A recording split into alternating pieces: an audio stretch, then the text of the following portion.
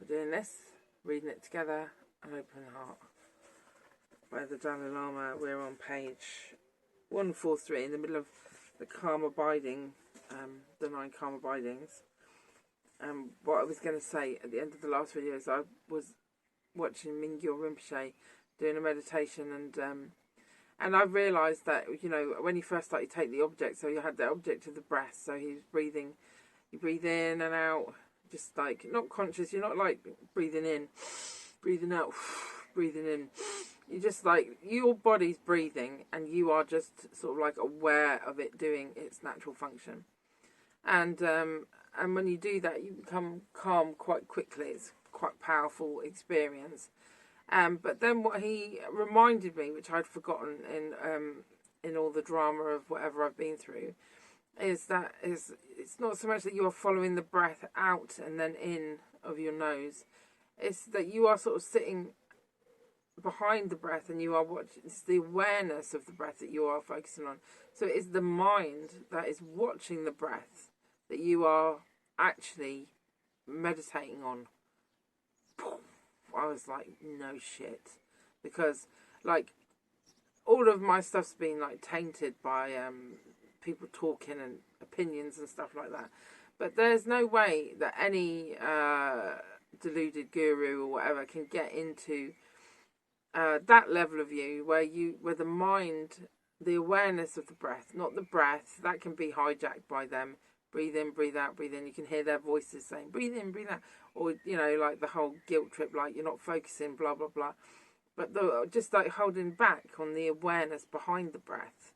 That is pure universal energy. Like that's the connection between all of us. That's before thought, you know, which is the real sort of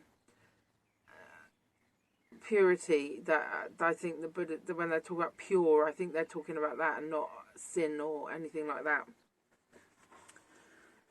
We've done the second, so we are at the fifth. The fifth stage is disciplining. In this stage, introspection is used to identify subtle laxity to apply its antidote. Again, the antidote is your awareness of this subtle laxity. By the sixth stage, pacification, subtle laxity and no longer arises.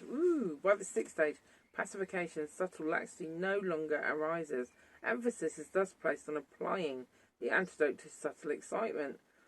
Your introspection must be more powerful as the obstacle is more subtle. Excitement is more subtle than laxity. Oh, hi, we were waiting for you. Yes, we didn't know where you were. The seventh stage. When through continual and concentrated effort you have managed to keep subtle forms of laxity and excitement from arising, your mind does not need to be overly vigilant. The seventh stage, through pacification, has been attained. Amma,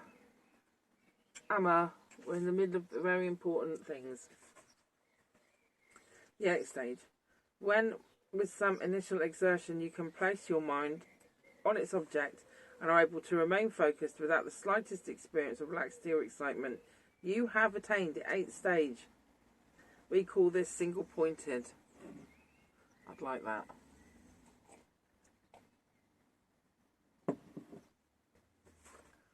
Amma, just get off there. The ninth stage. The ninth stage. Why don't you sit there? Sit on that scarf.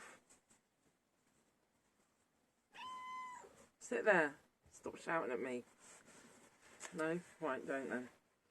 The ninth stage. Balanced placement is attained when your mind remains placed on its object effortlessly for as long as you wish.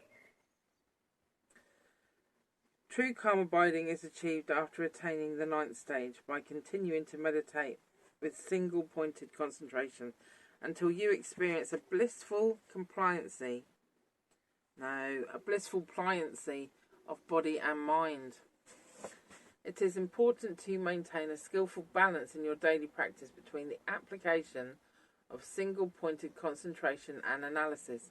If you focus too much on perfecting your single-pointed concentration, your analytic ability may be undermined.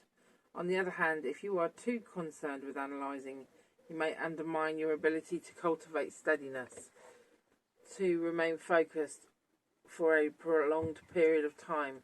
You must work at finding an equilibrium between the application of calm abiding and analysis. Calm abiding. I wonder whether this is just me having a little guess, but I remember reading that Milarepa came down from the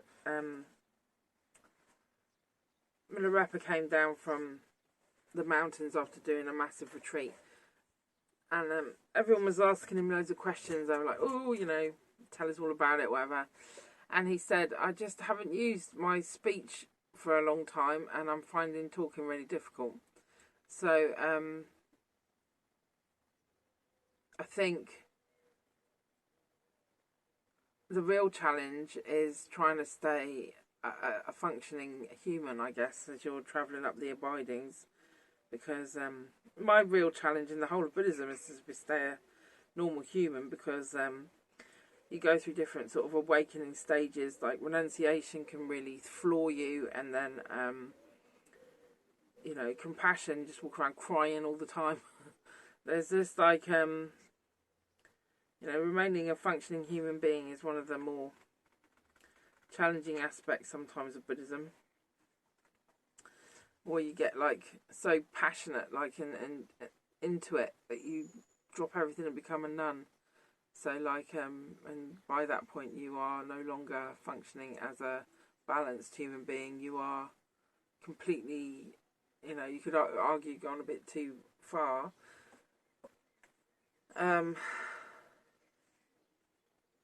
That's a whole different thing completely.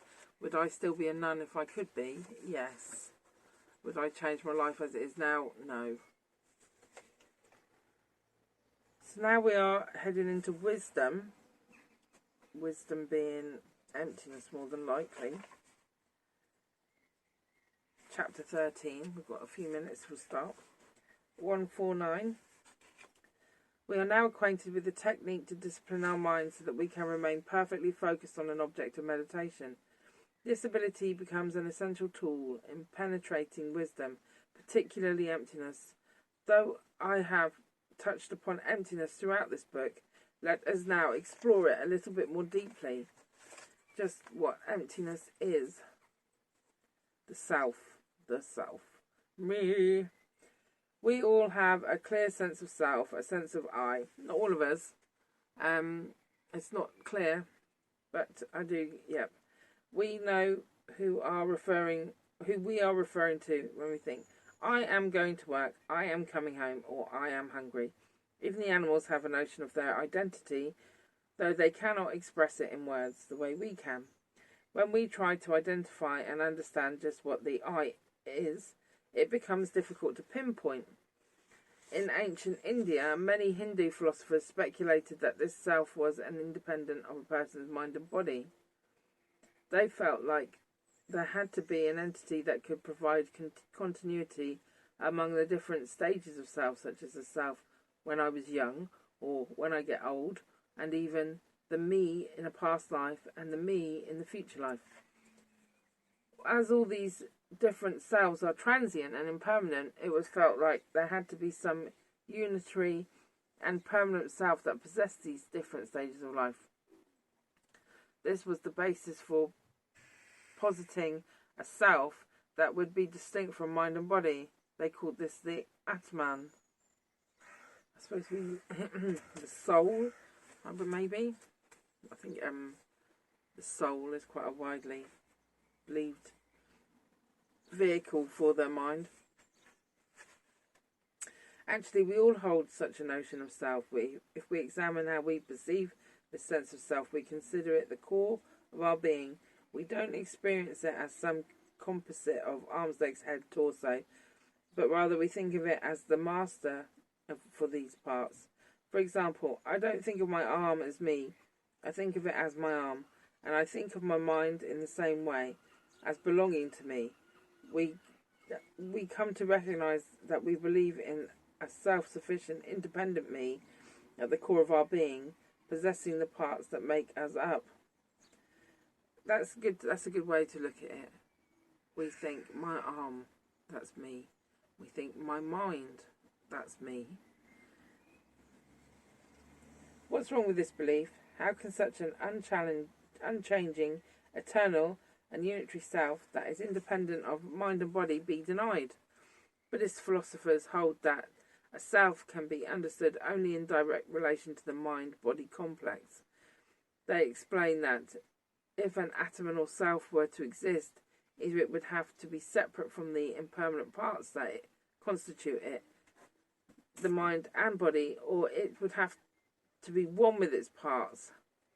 However, if it were separate from the mind and body, it would have no relevance and it would be totally unrelated to them, and to suggest that a permanent indivisible self could be one with the impermanent parts that make up the mind and body is ludicrous. To suggest that a permanent indivisible self could be one with the impermanent parts that make up the mind and body is ludicrous. Why? Because the self is a single and indivisible. Because the self is single and indivisible, while the parts are numerous. How can a partless entity have parts? I think we'll leave it there.